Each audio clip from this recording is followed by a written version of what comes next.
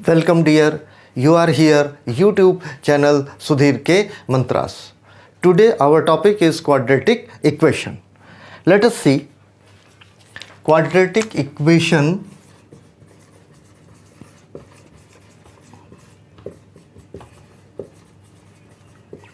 This is the chapter number 4, NCERT class 10th.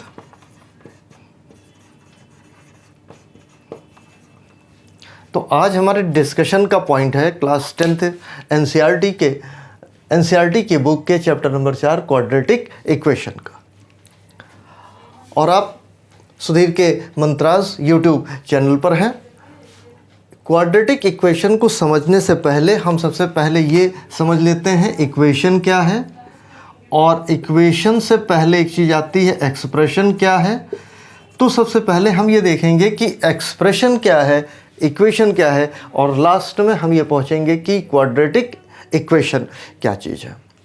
Expression simple सा है कि अगर आप किसी चीज़ को एक्सप्रेस करते हैं, किसी भी चीज़ को रिप्रेजेंट करते हैं, व्यक्त करते हैं, तो हम ये कहते हैं कि वो हम किसी चीज़ को जो है एक्सप्रेस कर रहे हैं। जब हम मैथमेटिकल टर्म्स में मैथमेटिक्स की किसी भी प्रॉब्लम को या किसी भी स्टेटमेंट को एक्सप्रेस करते हैं, then it is known as the expression. Like that, किसी वेरिएबल के डबल में हम 3 जोड़ें। लेट्स सी, कोई वेरिएबल हमारा हो गया x, इसका हमने डबल कर दिया, प्लस हमने जो है 3 कर दिया, तो हम ये कहेंगे कि इस तरीके का रिप्रेजेंटेशन एक मैथमेटिकल एक्सप्रेशन है। अगर हम सिंपली एक दूसरा ले लेते हैं x minus 2, variable reduced by 2, तो ये भी एक तरीके का रिप्रेजेंटेशन है मैथमेटिकल एक्सप्रेशन का। तो जब मैथमेटिक्स को हम जो है टर्म्स में जो है एक्सप्रेस करते हैं, तब हम ये कहते हैं कि ये हमारे लिए एक्सप्रेशन है। एक्सप्रेशन मीन एक्सप्रेस करना। In the terms of the mathematics you can see here that it is a mathematical expression।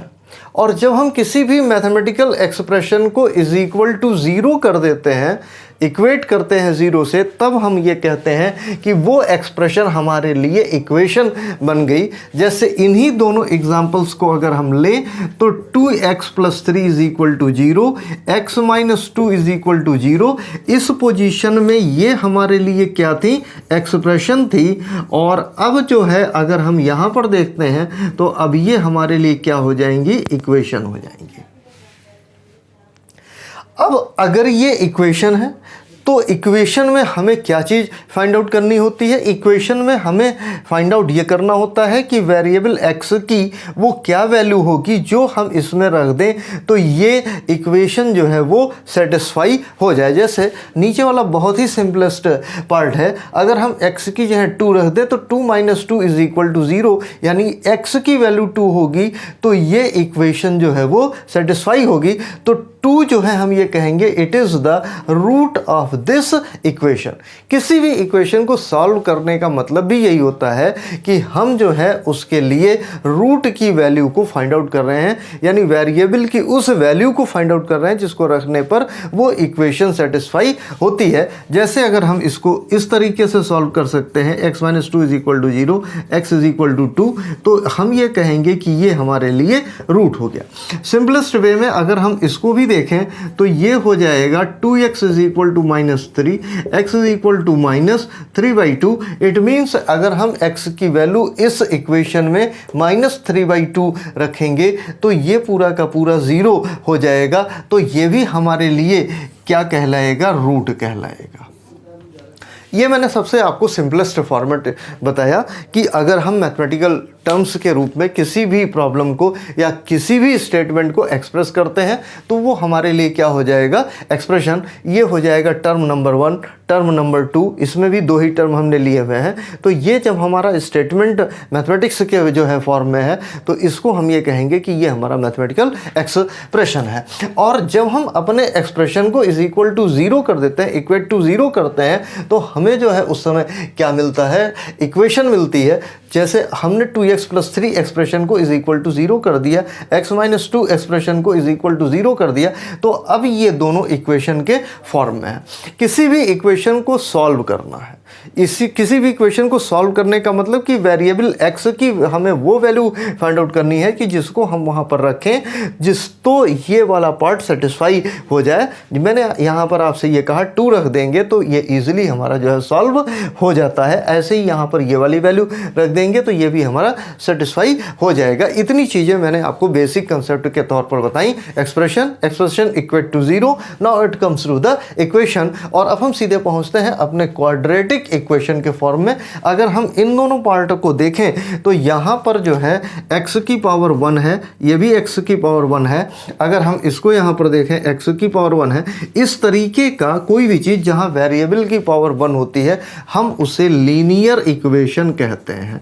ये तो हमारे लिए क्या हो गया, लीनियर इक्वेशन। लेकिन अब हमें जो चीज़ यहाँ पर समझनी है वो क्या है, क्वाड्रेटिक इक्वेशन है। तो क्वाड्रेटिक इक्वेशन का क्या मैथमेटिकल स्टैंडर्ड फॉर्मेट है वो अब मैं आपके सामने रख रहा हूँ, क्योंकि अभी तक तो मैंने आपको ये बताने की कोशिश किया है कि एक्सप्रेशन और इक्वेशन ये क्या चीज़ें होती हैं, और हम किसी भी एक्सप्रेशन को जब हम रिजॉल्व करते हैं इक्वेशन के फॉर्मेट में तो उसके रूट की मीनिंग क्या होती है।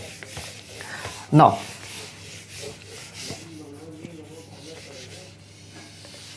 ये जो क्वाड्रेटिक इक्वेशन है, इस क्वाड्रेटिक इक्वेशन का जो स्टैंडर्ड फॉर्म है वो है ax² + bx + c = 0। पहली चीज़ आप यहाँ पर ये देखिए, इक्वेशन है, इसलिए ये एक्सप्रेशन जिसमें term number 1, term number 2, term number 3, ये पूरी की पूरी एक्सप्रेशन को इक्वेट किया गया है 0 से, इसलिए हम ये कहेंगे कि ये हमारे लिए क्या हो गया, इक्वेशन हो गई। अब इस इक्वेशन में जो मैक्सिमम पावर है, इसकी पावर अगर आप यहाँ पर देखेंगे तो ये 1 है, इसकी पावर जो है ये 2 है। अगर मैक्सिमम पावर किसी भी इक्वेशन में मैक्सिमम पावर 2 होती है तो हम ये कहते हैं कि वो हमारे लिए क्वाड्रेटिक इक्वेशन है। इसका मतलब ये हो गया कि a नेवर इक्वल टू 0, क्योंकि a अगर 0 हो गया तो 0 × x की पावर 0, ये पूरा जो है पार्ट आपका 0 हो जाएगा। केवल क्या बचेगा, bx + c, जैसा मैंने पहले आपको दिखाया था। फिर ये एक लीनियर इक्वेशन में कन्वर्ट हो जाएगा। अभी यहाँ पर हमें इस बात को ध्यान रखना है कि कोई भी ऐसी इक्वेशन जिसमें मैक्सिमम पावर 2 होगी वो हमारे लिए क्वाड्रेटिक इक्वेशन जो है कहलाएगी। तो ax² + bx + c ये हमारे लिए क्वाड्रेटिक इक्वेशन हो गया। अब यहाँ पर b और c कोई भी जो है आपकी वैल्यू हो सकती है, ये पॉजिटिव भी संभव है और ये निगेटिव भी हो सकती हैं। जैसे अगर हम एक इक्वेशन यहाँ पर लें 3x² - 5x + 7 = 0, ये हमारे लिए क्वाड्रेटिक इक्वेशन हो गया। अगला जो है, अगर हम यहाँ पर देखते हैं, अगर हम यहाँ पर ऐसे ले लें कि ओनली x² + 2x - 8 = 0, ये भी जो है हमारे लिए क्वाड्रेटिक इक्वेशन हो गया। a 0 नहीं होगा, b और c पॉजिटिव या निगेटिव कोई भी वैल्यू हो सकती है, 0 भी हो सकती है। यानी अगर हम इस तरीके से लिखते हैं कि x² = 0, तो ये शायद सबसे सिंपलेस्ट फॉर्मेट क्या होगा, क्वाड्रेटिक इक्वेशन का, जिसमें b और c की वैल्यू 0 है। तो अभी जो है आपको मैंने इस पार्ट में इस बात को समझाने की कोशिश की है, वहाँ तक हमने पहुँचने की कोशिश की है कि एक्सप्रेशन क्या होते हैं और फिर जो है वो इक्वेशन क्या चीज़ होती है, और फाइनली हम जो है अपने इस पार्ट पर पहुँच रहे हैं कि ये हमारा क्वाड्रेटिक इक्वेशन क्या है। तो अब अगर हमें कभी भी किसी भी क्वाड्रेटिक इक्वेशन को पहचानना है तो हमें ये देखना पड़ेगा कि उसमें जो है, जो हमारा वेरिएबल है, यहाँ पर जो वेरिएबल है वो x है और उसकी मैक्सिमम पावर जो है वो 2 होती है। अगर 2 से ज़्यादा है तब वो इस क्वाड्रेटिक इक्वेशन का पार्ट नहीं होगा, लेकिन अगर मैक्सिमम पावर इसकी 2 बनती है तो ये हमेशा जो है हमारे लिए क्वाड्रेटिक इक्वेशन होगा। क्वाड्रेटिक इक्वेशन को समझने के बाद अब हमें ये देखना होगा कि कैसे हम इसकी वैल्यू को सॉल्व करते हैं। जैसे अभी मैंने आपसे जो है एक पिछला जो एग्जांपल लिया था, x - 2 = 0 था और x की वैल्यू 2 हो गया। मैंने यहाँ पर आपको दिखाया था कि ये पावर 1 है, ये एक तरीके का लीनियर इक्वेशन है तो इसकी ये इसका रूट है। अगर पावर 1 है तो यहाँ पर इसकी वैल्यू भी 1 आएगी, और अगर यहाँ पर पावर 2 है तो x के रूट भी 2 आएंगे, यानी x की 2 ऐसी वैल्यू होंगी जो इस तरीके के इक्वेशन को सेटिस्फाई करेंगी। तो उन्हें हम लोग आगे चल करके सीखेंगे। ये जो है हमारा क्वाड्रेटिक इक्वेशन का सबसे बेसिक कंसेप्ट है। इसका यूज़ जो होता है वो जनरली एक ऐसे एक्सप्रेशन को बनाने के लिए किया जाता है, जैसे कोई अगर हमारे पास एक जो है फॉर्म है और उसकी जो है उस फॉर्म की जो लंबाई चौड़ाई है यानी लेंथ और ब्रेड्थ है, मान लेते हैं x है और ये 2x + 1 हो गया, यानी ट्वाइस 1 मोर x हो गया, और ये इसका डबल और +1 हो गया। और इसका अगर हमें एरिया दिया हुआ है तो एरिया आप हमेशा जानते हैं कि वो क्या होता है, एरिया = लेंथ इंटू ब्रेड्थ, यानी ये हो जाएगा 2x + 1 और इंटू ये हो गया x अगर हम इसमें मल्टीप्लाई कर देंगे 2x² + x। अगर एरिया हमें मान लेते हैं 30 दिया हुआ है तो हम यहाँ पर जो है x की वैल्यू को फाइंड आउट कर सकते हैं। x की वैल्यू अगर हम यहाँ पर पुट कर देंगे तो इसकी लेंथ भी हमें मिल जाएगी। इस तरीके के क्वेश्चन हमें आगे सॉल्व करने को मिलेंगे। तो ये आपके क्वाड्रेटिक इक्वेशन का सबसे बेसिक स्ट्रक्चर है। इसके अगले वीडियो में हम लोग 4.1 को जो है सॉल्व करेंगे। तो इस बेसिक कंसेप्ट को समझने के साथ साथ आप लोग जो है सुधीर के मंत्रास को सब्सक्राइब करिए, और बेसिक कंसेप्ट्स में अगर आपको कोई भी दिक्कत जो है आ रही है तो वो आप अपने कमेंट बॉक्स में हमें बता सकते हैं। Thank you, dear.